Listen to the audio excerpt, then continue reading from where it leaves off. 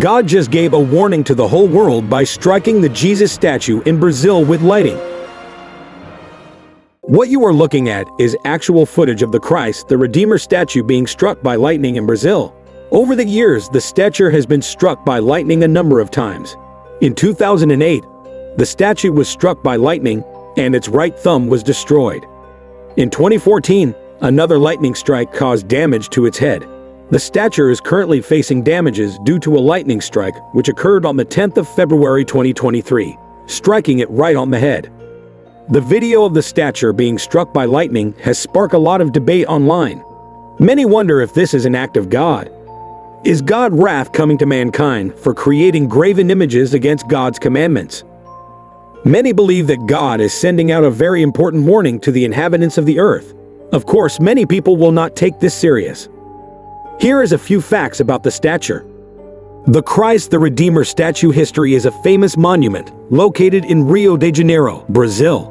The statue depicts Jesus Christ standing with open arms, symbolizing peace and love. It was designed by French sculptor Paul Landowski and built by Brazilian engineer Heitor da Silva Costa, with the assistance of French engineer Albert Cacquot. Construction of the statue began in 1922 and was completed in 1931. The statue stands 98 feet tall and is situated on the peak of Corcovado Mountain, providing panoramic views of the city. The construction of the statue took 9 years, from 1922 to 1931, and cost the equivalent of $250,000, which is equivalent to $3.8 million today. It cost about $1.5 million per year to maintain the statue. This is a graven image. One might wonder why so much money is spent yearly on a statue when most people who live around the statue are in poverty and lacking good health facilities. What does this has to do with God? God is never pleased with graven images. Exodus chapter 20 verse 4. You shall not make for yourself a carved image, or any likeness of anything that is in heaven above, or that is in the earth beneath, or that is in the water under the earth.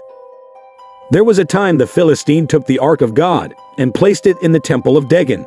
They placed the ark of God beside Dagon. Dagon was one of the idols worshipped by the Philistine.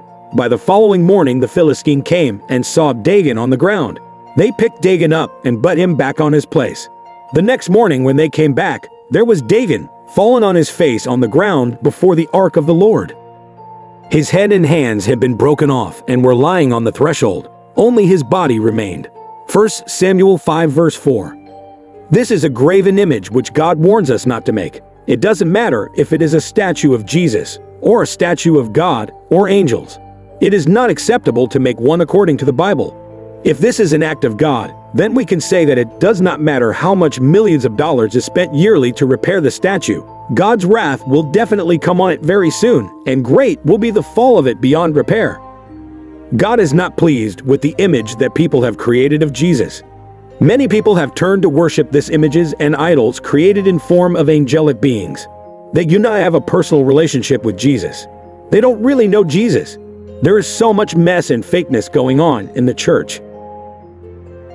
The idols today in the world are growing alarmingly taller, wider and heavier with strong tinge of vibrant colors during festival seasons. It's time we pray harder for the salvation of the lost. Idol worship is one of the greatest abominations to the Lord.